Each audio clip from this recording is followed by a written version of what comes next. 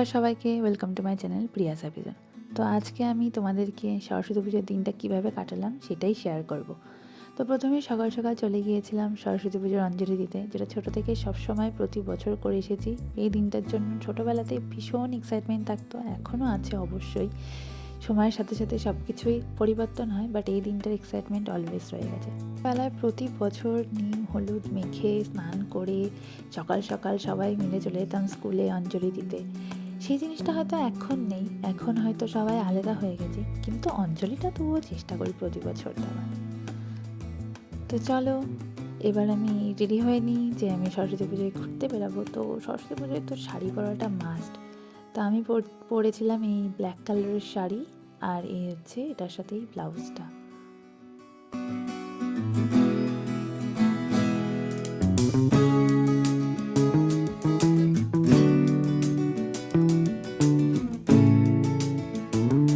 এই গলাহারটা আমার ভীষণ পছন্দের। আমি এই শাড়িটার সাথে অনেক খুঁজে খুঁজে মেলা থেকে এই গলাহারটা কিনেছিলাম, মানে আমার ভীষণ ভালো লেগেছিলো। এই আংটিটাও কিনেছিলাম। গলাহারটা আমার ভীষণ ভালো লেগেছে, ভীষণ পছন্দ হয়েছে। তো এই হলো আমার ফাইনাল লুক। তো তোমরা বলো আমাকে কেমন লাগছে।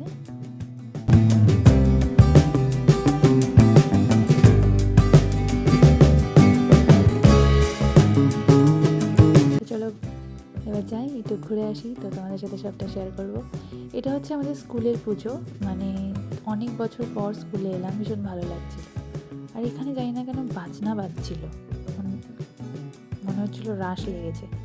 তো যাই হোক, তারপরে একটু হাঁটতে হাঁটতে চলে গেলাম কলেজের দিকে।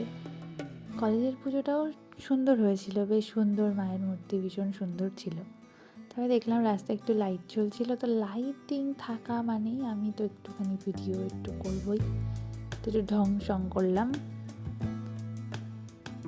আর এই মায়ের মূর্তিটা না এত সুন্দর, এত অসম্ভব মিষ্টি মুখ, কি বলবো।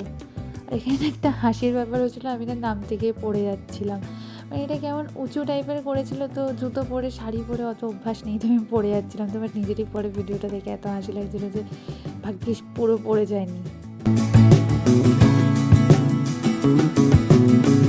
তো ব্যাস, তারপরে তো একটু খাওয়া দাওয়া তো জরুরি। এটা ছিল হচ্ছে পাপড়ি চাট।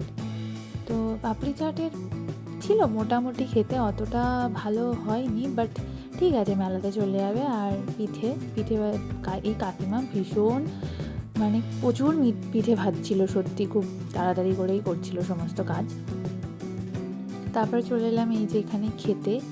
তো খাবার তো ওখানে এত ভিড়, নিয়েই চলে এসেছি বাড়িতে। তো আমি এনেছিলাম বাসন্তী পোলাও, চিলি চিকেন, চিকেন ভর্তা, আর হচ্ছে নান। তো ওভারঅল ভালোই ছিল, দিনটাও খুব সুন্দর কেটেছে। তো তোমাদের যদি আমার ভিডিওটা ভালো লাগে তাহলে অবশ্যই লাইক কমেন্ট সাবস্ক্রাইব করে দিও। দেখা হবে এবার পরে ভিডিওতে।